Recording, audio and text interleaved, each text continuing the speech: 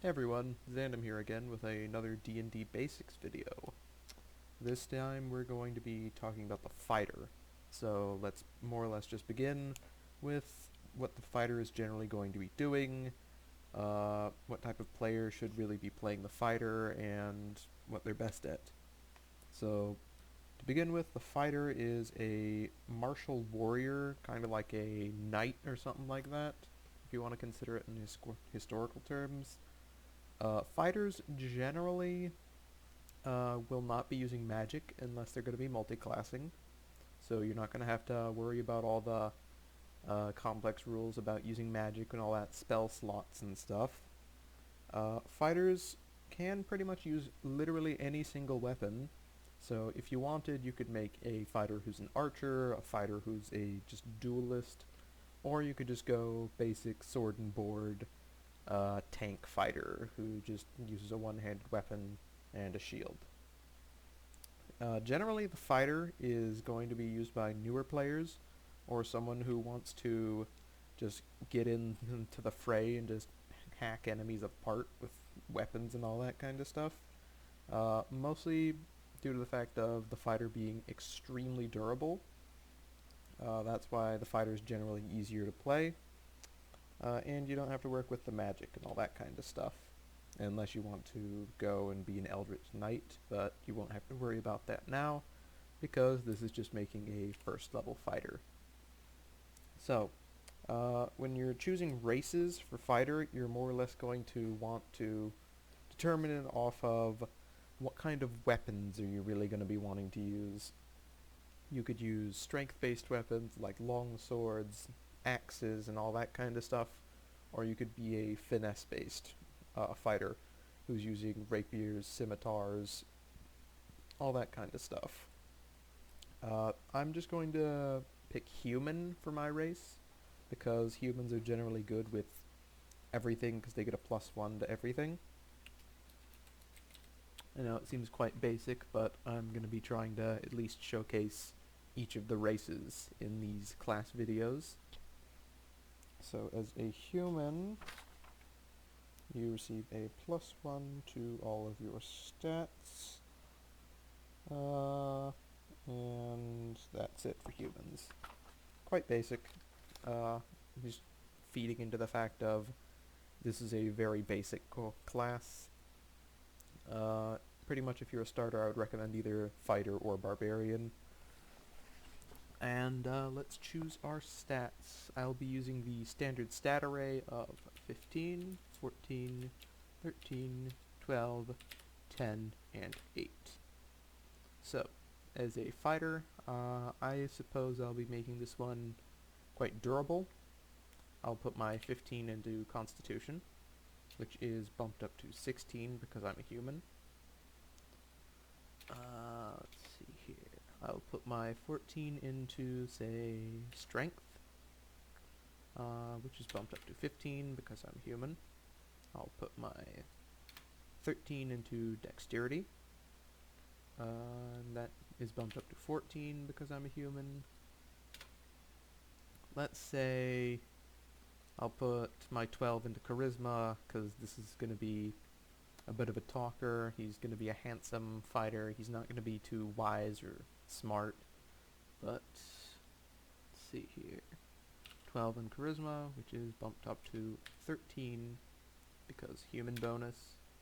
I'll put my 10 in Wisdom, which is bumped up to 11 because human bonus. And I'll put my 8 in Intelligence, which becomes a 9 because of the human bonus. And this results in a +3 for Constitution. Let me pull it up in my book for the rest of everything. Yes, that would be a +2 for Strength, a +2 for Dexterity, a -1 for Intelligence, a 0 for Wisdom, and a +1 for Charisma. I'd say this type of stat array is pretty good for a fighter or any non-magical class. If you were going to want to multi-class into a wizard or a sorcerer at a later date, you might want to forego strength or dex to put it into some other class like based spellcasting ability thing, but this is mostly just going to be standard fighter. You're going to want to have good constitution, dexterity, and strength. Charisma is also nice for non-combat encounters, and decent wisdom is okay for a decent perception. So, onward from that, a fighter receives a D10 hit die to start with, which is quite useful. This is the second highest hit die. The only one who has a higher hit die is the Barbarian. And the differences between Fighter and Barbarian is Fighter's going to be taking a lot less hits. Barbarian is all about taking hits and being able to survive taking those hits. Fighter is all about just being in the fray and being able to just avoid most of this stuff due to having high armor class. Whereas the Barbarian just has very high maximum hit points, so they can take hits because of that. Let's move on to the class abilities. So, as a first level fighter, you choose your fighting style. This is mostly going to determine how your fighter will be fighting. There are 4 choices. Archery, if you wanted to be some form of battlefield archer, which gives you a bonus on ranged weapons.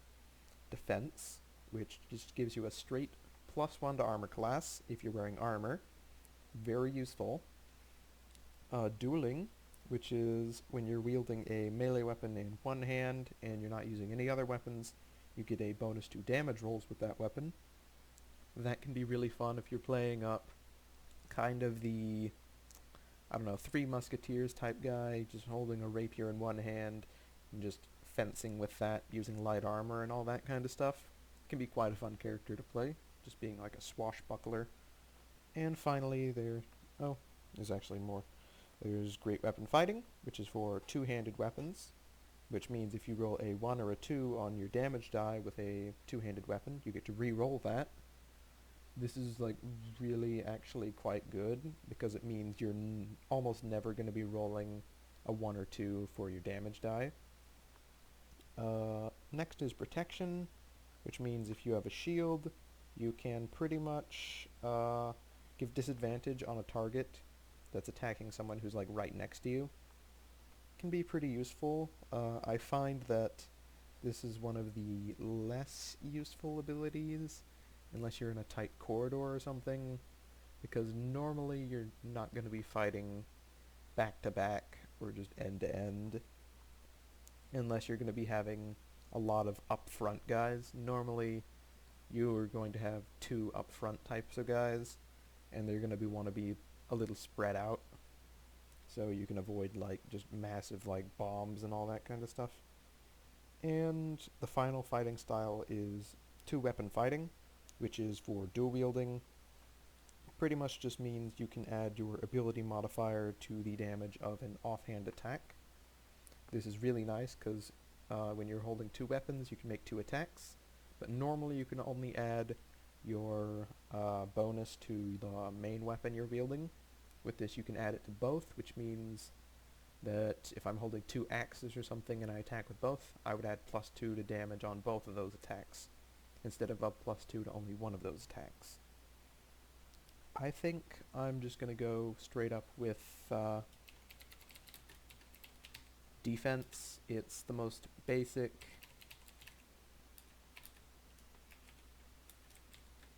Just gives you a +1 to your armor class. Standard, but it just means that you're going to be a good bit more durable, and it gives you a 5% more likelihood of avoiding an attack when you really think about it. The next fighter ability is Second Wind. Now, if you've played 4th edition, literally all the classes had this ability, but now it's just relegated to the fighter. The fighter pretty much, you restore 1d10 plus your fighter level, and you can use this every short rest or every long rest. So pretty much once per combat, you can heal yourself for up to 10 health plus your fighter level. So that would mean you can heal up to 11 hit points to start, which is actually like really good, especially if you don't have a cleric or a druid or anyone else who has healing magics. This means that the fighter is pretty much able to hold their own quite easily.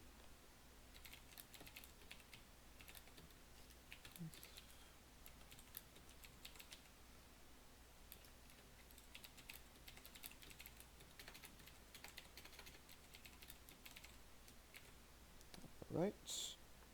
And that's it for first level fighter. As the fighter levels up, they also gain other abilities, like Action Surge, which lets them take extra actions every short rest or long rest, which is actually like extremely good, because it just means that you can make extra attack actions and all that kind of stuff. Let's determine our hit points now, since we have our stats and everything. Fighters start at first level with 10 hit points, with your Constitution modifier added. So that would mean that our fighter starts off with 13 hit points, which is actually quite good when you're comparing it to most of the other classes who might start with 6 or 7 hit points, maybe possibly as low as 5. So you're starting off as pretty much toughest guy out there. The only one who has a higher starting HP is the Barbarian, which, like I said before, is only because they take hits and survive those hits that they take. And that's pretty much how the Barbarian rolls. Now that we've got that determined, let us move on to the saving throws. The fighter is proficient in Strength and Constitution saving throws. This means that they're going to get a +2 on those saving throws. So they would get a +4 in Strength instead of +2 normally. And they would get a +5 in Constitution saving throw instead of the +3. All the other ones are based off of your ability modifier, so Dex is +2, Intelligence is -1, Wisdom is 0, and Charisma is +1. Now that we've gotten that determined, let's move on to the equipment that you're starting off with. The fighter can start off with as armor, chainmail, or leather armor. I would recommend starting off with chainmail simply due to the fact of chainmail being actually quite good starting armor. If you want to start off with leather armor just to be like the swashbuckler type, that's alright. You don't need to min-max everything. Combat isn't everything in Dungeons & Dragons, so if you want your guy to be a leather armor wearing guy with a big ol' hat or something who just runs around with like a single sword or something, that's perfectly fine as a fighter. However, if you want to also just be like the straight soldier type with chainmail, shield, and sword, it's also good. Let's see here. Okay. Yeah, also if you start off with leather armor, you get a longbow and arrows, which you don't get as if you take a chainmail. I'm just going to take chainmail because it's a bit simpler, and I'm probably not going to make this into an archer-based fighter with the current stats. The next one is I can take a martial weapon and a shield, or 2 martial weapons. So if you go to the equipment page, over on page 149, this gives a list of all the weapons. I think I'm going to go with a one-handed weapon. It's always good to start off with a longsword, because if you lose your shield somehow, or if it breaks, you can go and two-hand this. But a flail or any other weapon might be fun. I'm just going to be picking a longsword because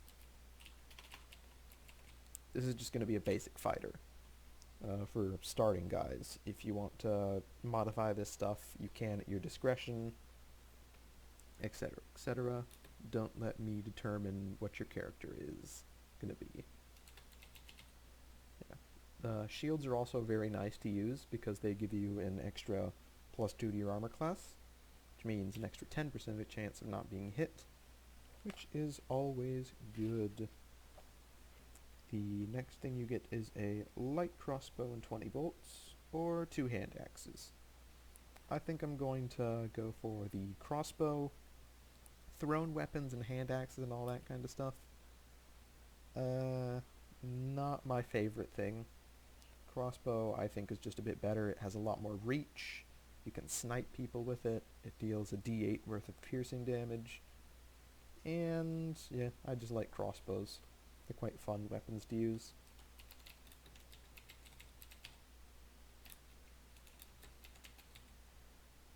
And finally, you can choose between a Dungeoneer's pack or an Explorer's pack. If you're going to look at the Dungeoneer's pack, it starts with slightly more gold, only 2 more gold. It has a crowbar, some climbing gear, some torches, a tinderbox, food, water, and rope. The, let's see here, Explorer's pack includes almost the exact same stuff, except it also includes a bedroll. It doesn't have the crowbar, it doesn't have the climbing kit, and it also has a mess kit, which, gonna be honest, mess kit isn't the most useful item in the game. It's more or less just an RP thing that you use at, like, oh, I'm camping and I bring out my little, like, tin plate and, like, all that kind of stuff.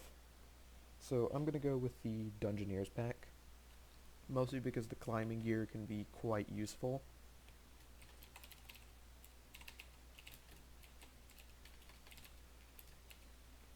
And let me list everything in the Dungeoneer's pack.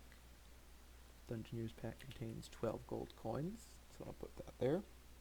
It is a backpack, and inside this backpack is a crowbar, a hammer, 10 pythons. If you don't know what pythons are, they are pretty much things that you hammer into the side of a cliff to use as a foot or handhold. So you can pretty much just use these as climbing gear in addition with the hammer. Let's see, the next items that are in it are 10 torches. Torches are always nice to start with. A tinder box for starting torches or fires. 10 days rations, water skin, and 50 feet hemp rope. That is all that is in the Dungeoneer's pack. All in all, useful starting gear. Not the best stuff in the world, but I'd say it's better starting gear than some classes have. Let's see here. That's it for starting equipment. Let us move on to the skills. These skills are pretty much whatever you want them to be, but the fighter can be proficient in, let's see here, 2 of these skills: acrobatics, animal handling, athletics, history, insight, intimidation, perception, and survival. Do also keep in mind that your background will also give you 1 or 2 more skills, but I currently think that I will go with intimidation, because that's always fun to do. Scare little goblins or something. And say athletics. Gonna be quite a fit guy. Next, let's choose the background.